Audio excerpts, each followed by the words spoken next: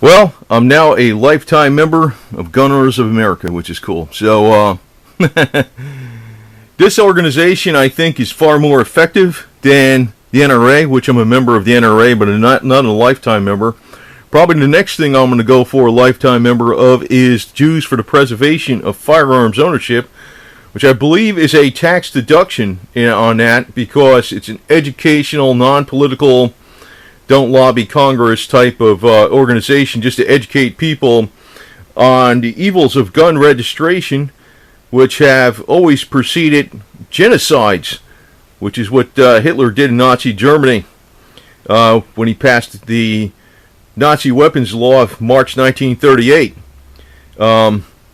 That is actually the model for our law in the United States of America, that the Gun Control Act of 1968 is largely based upon, and in some cases verbatim, from the Nazi gun control, Nazi weapons law of 1938.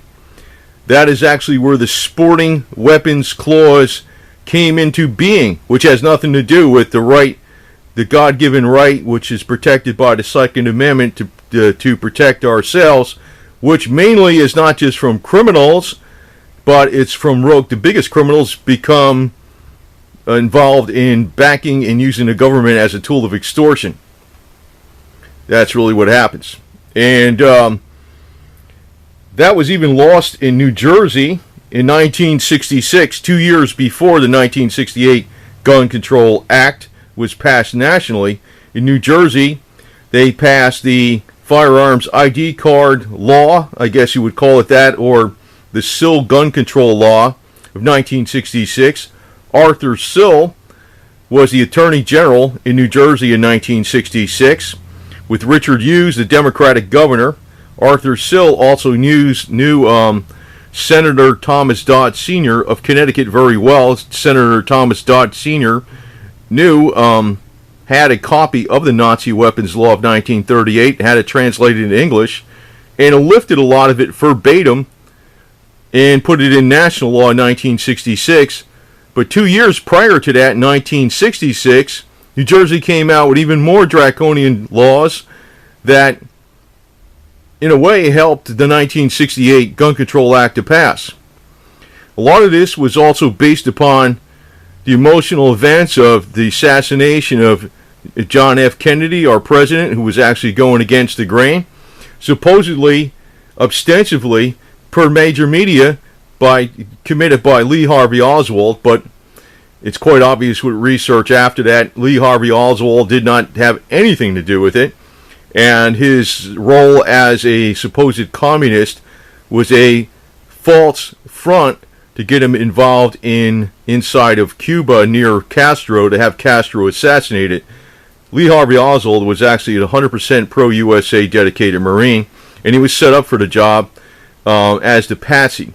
But there was multiple gunmen involved in that assassination with JFK, but the JFK assassination was used as part of the major motivation behind pushing behind pushing the 1968 Gun Control Act, which is based upon Nazi weapons law of March 1938 by Adolf Hitler.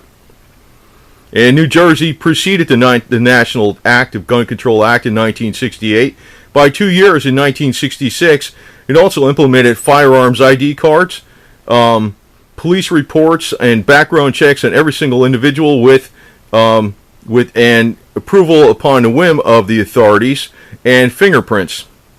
So they got real draconian gun control in New Jersey, always has since 1966.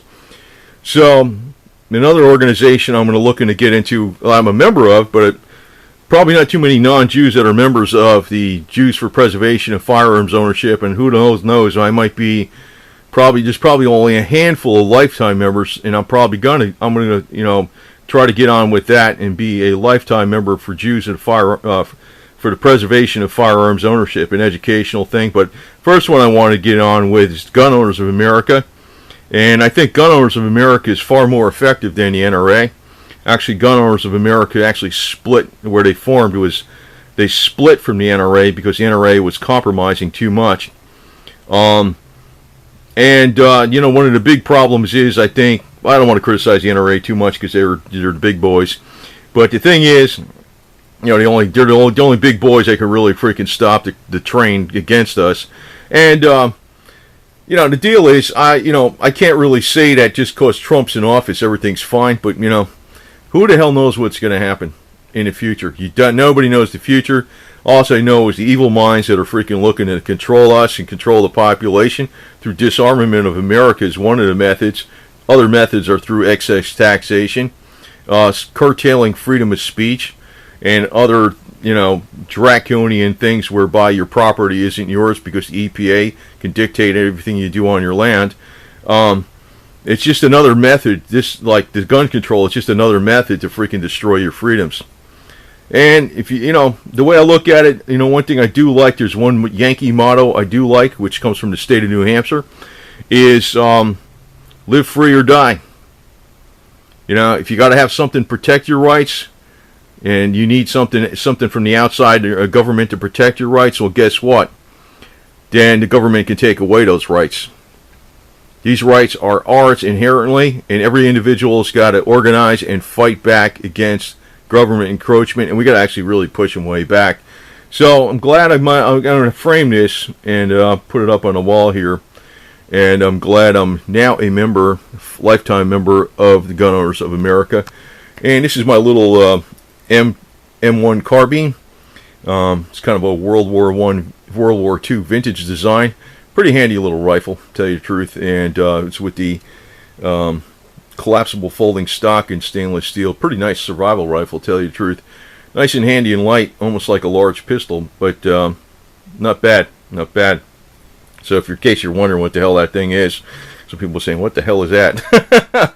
It's all it is. It's a World War II M1 carbine in stainless steel and folding stock, but it's got the nice recoil pad on the folding stock and the irregular GI sling. So pretty nice. And it's got rounds in there too. It's loaded up. So anyway, lifetime member of Gun Owners of America.